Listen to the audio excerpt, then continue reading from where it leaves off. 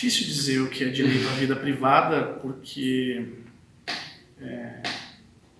o direito à privacidade, ele é um direito surgiu não, mas ele foi conquistado pelas pessoas, ele ingressou no ordenamento jurídico em âmbito constitucional na segunda metade do século XIX, com a Revolução Francesa e a Revolução Norte-Americana, basicamente, né?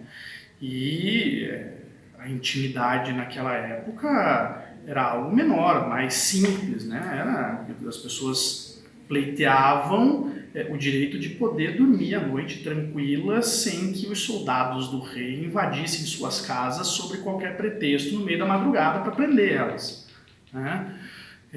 Hoje esse núcleo duro do direito de privacidade se mantém? Sim, ele se mantém, mas é algo muito mais amplo, né?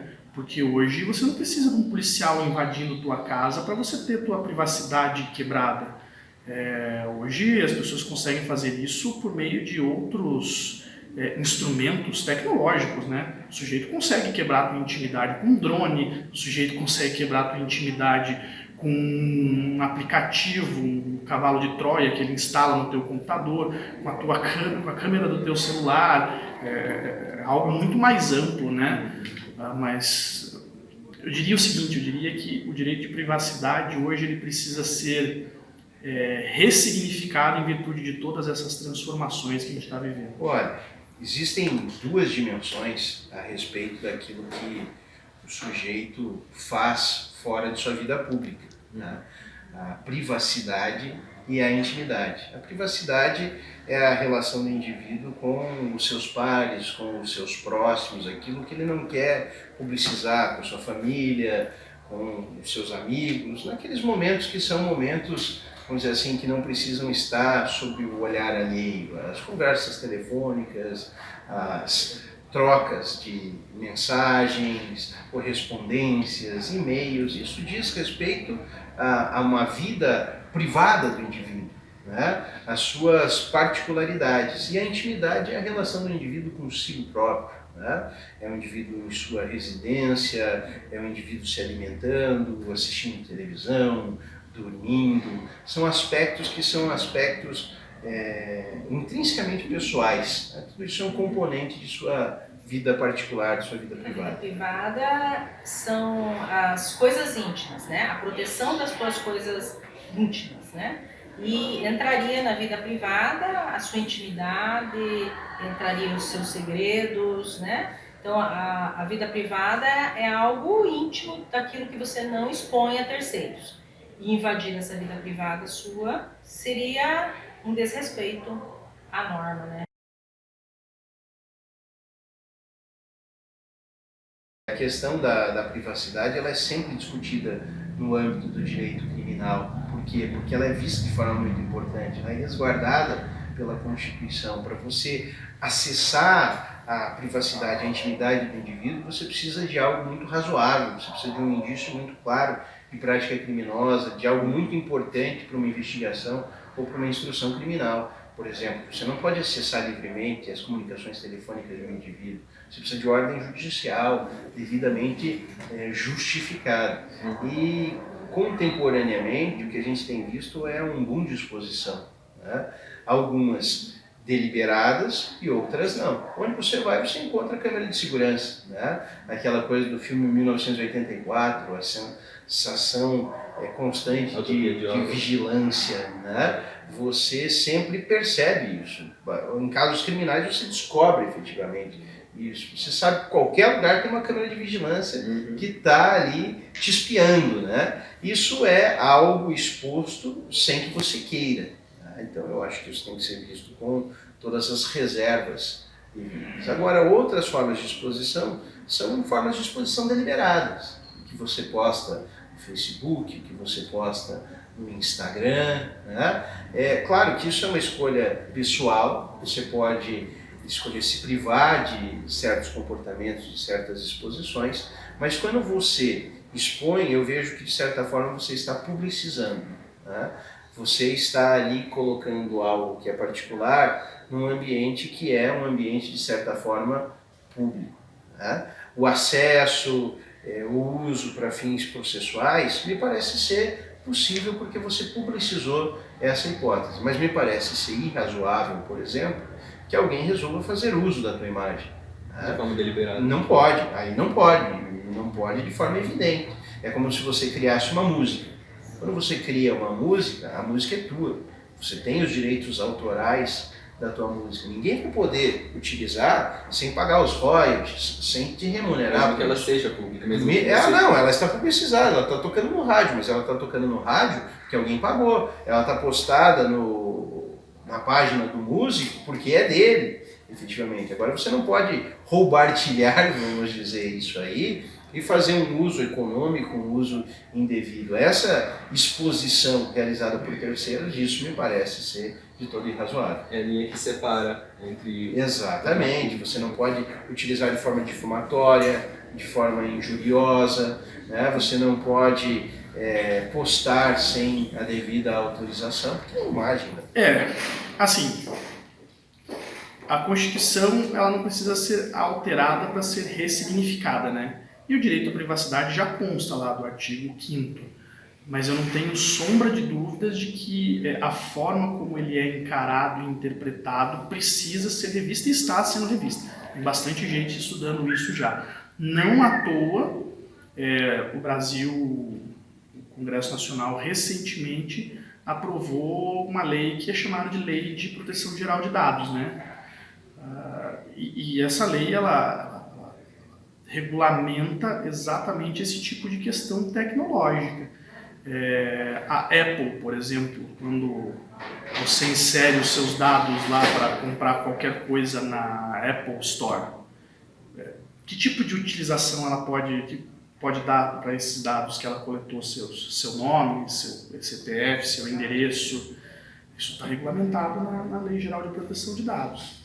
É um instrumento de ressignificação do direito à privacidade. Então, com a evolução da tecnologia dos meios, tem que ter uma evolução também do panorama do direito para com... Sim, infelizmente o direito, na verdade, é uma característica do direito, né? Sempre correr atrás da realidade. Mas é importante a gente atualizar, ressignificar o conceito de direito de privacidade, sob pena da gente começar a observar a distorção, né?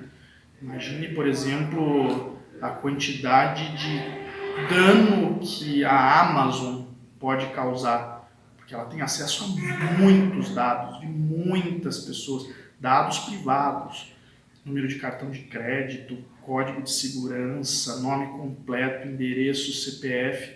Se eles resolvem fazer mau uso dessas informações, nossa, o direito de privacidade é absolutamente desrespeitado e o dano potencial para as pessoas é gigantesco. Agora vai entrar em vigor a Lei de Proteção de Dados, que vai diminuir um pouco essa invasão, né?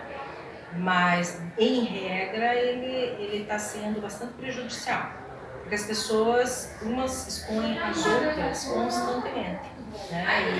E claro, dão consequências jurídicas a isso. Às vezes, uma exposição pode acabar com a vida de alguém, né? Por exemplo, você expor as fotos nua da tua namorada, pode ser tão grave que pode até levar ela a um suicídio, né? Então tem que tomar muito cuidado. A mídia está muito banalizada ainda, né? Então, você acha que existem ainda leis a serem feitas para ajudar a proteger essa pessoa privada? O espaço privado? O espaço privado. Ah, sim, muito. Ainda precisa muito melhorar, muito, porque com a mídia isso está expondo cada vez mais e nós vamos precisar de regras para que evite que isso aconteça. Né? A exposição realmente está bem grande.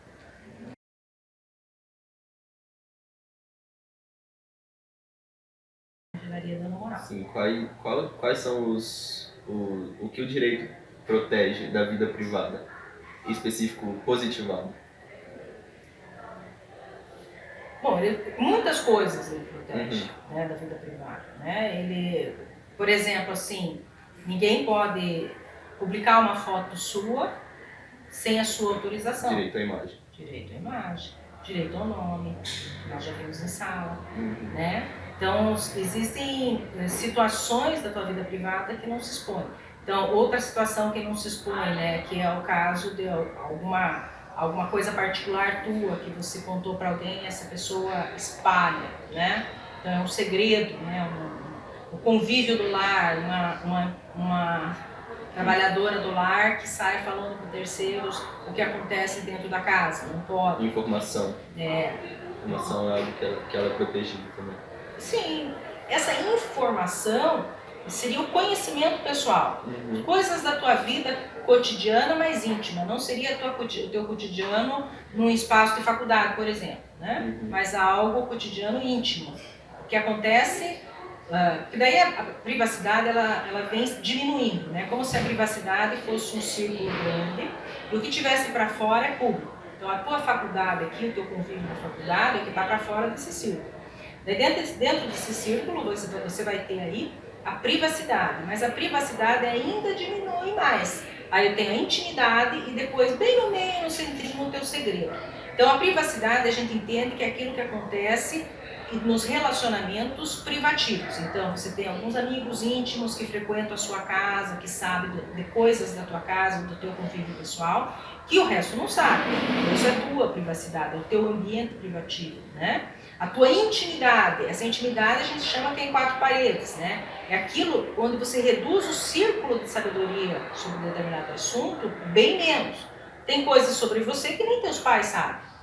E tem coisas para você que teus amigos não sabem, que teus pais sabem. Enfim, é um pequenininho. E o segredo é só aquilo que você sabe, né? Então a gente costuma dimensionar essa privacidade dessa forma, inclusive até mesmo para valorar o quanto ela foi atacada, né? Toda a privacidade ele vai proteger todos, tá? Então fatos que são da sua privacidade, por exemplo, você tirou fotos da sua namorada nua, né? Era um momento íntimo de vocês e você publica no Facebook, briga com ela e publica. Você violou não só a privacidade, mas a intimidade. Foi o menor nível da intimidade. Que não seria o menor, mas seria mais o íntimo. Isso. Entendeu? Então, violar é afrontar isso, afrontar essa privacidade, né? Porque existem direitos fundamentais da personalidade, que, como nós falamos, que é o nome, isso, aquilo, isso são direitos protegidos pela norma, né? E só quando eu vou falar de privacidade, para a norma proteger ela, existem fatos concretos que condicionam e se reconhecem como privacidade.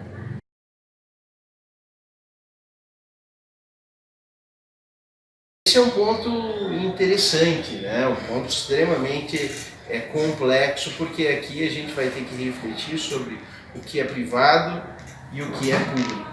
Inegavelmente que aquelas provas encontradas por hackers, elas são provas ilícitas, né? Então elas não podem ser utilizadas para punir ninguém. Então, vamos dizer, não pode ter uma persecução de ordem penal fundada naquelas provas. Mas, por se tratarem de pessoas públicas, né, o conhecimento dessas informações, não sei se é irrazoável, se não é, mas me parece que as informações elas foram publicizadas, né? Criminalmente elas não podem ser utilizadas, isso é fato. Criminalmente elas não podem ser utilizadas. Mas me parece que algumas respostas, algumas explicações, por serem informações públicas, envolvendo pessoas públicas, talvez seja interessante que isso seja efetivamente discutido, seja debatido no espaço público. Até para a imagem dessas pessoas agora isso se torna importante, né? Se torna interessante.